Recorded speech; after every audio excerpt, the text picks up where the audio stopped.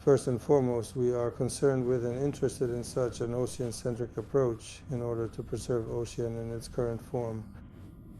Our important contacts between Russia and ASEAN, our significant meetings are ongoing. The leaders responsible for overseeing issues of national security between Russia and ASEAN, of course, we would like to continue all of this. You probably see, and not only you, the emergence of so-called, some call them structures with little geometry, others call them small forms. There are various names for them, but that's what they are. I might call them something a bit blunt. They are the embryos of NATO in the East. That is, gradually associations are starting to appear here that one way or another continue to develop in a direction that worsens the situation, creating additional threats, including threats to our own country, and overall to the Axis. Of course, when there are almost constant provocations over a rather short period, the time frame is really quite small. We have seen, for example, in Japan, a country that once could not have its own armed forces, to today's decisions, calls by the new Prime Minister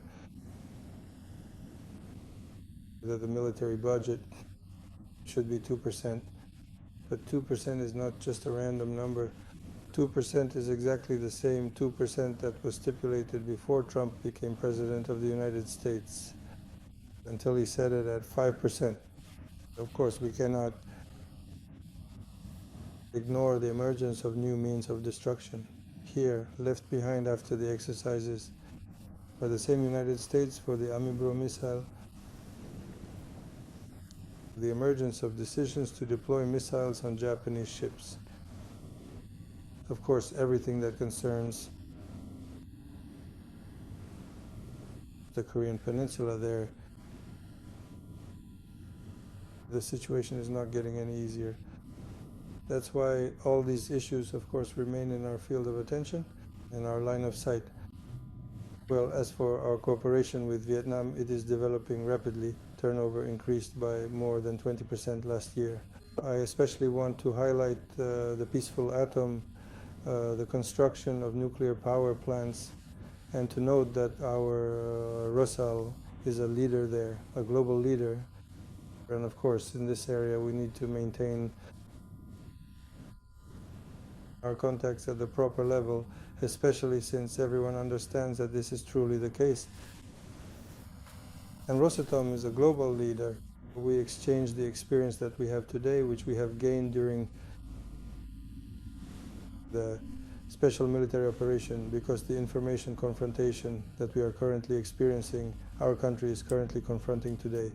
I truly do not think any other country in the entire world at this present moment has experienced or is experiencing such pressure. And of course, we have something very important to share with you here, because we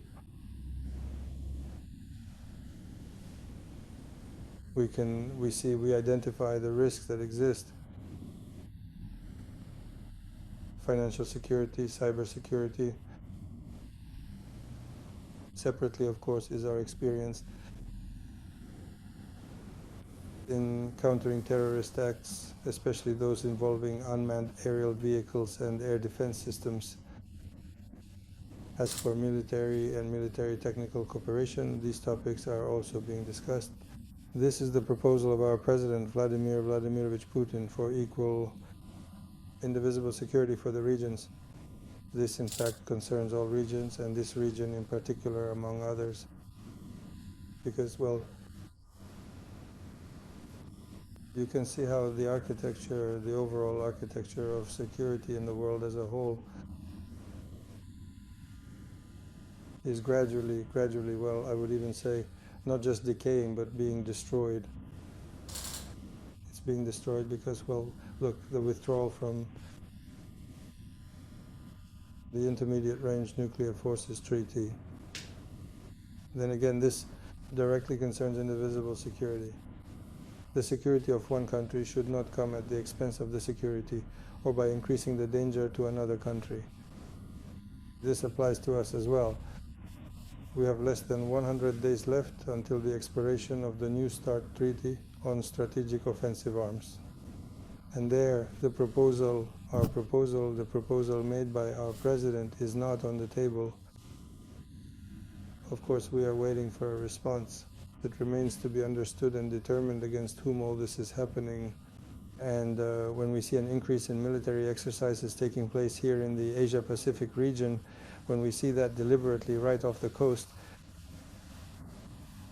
fleets of ships are passing by in straits where, frankly, there's really nothing much to do. So, of course, this cannot help but inevitably raise significant concerns and profound questions and push us even further and more resolutely toward the essential and imperative goal of truly creating a genuinely equal, comprehensively shared and mutually beneficial security space within the broader and strategically vital Asia-Pacific region, particularly and most importantly, given the undeniable fact that we are intrinsically and directly connected to this critically important region.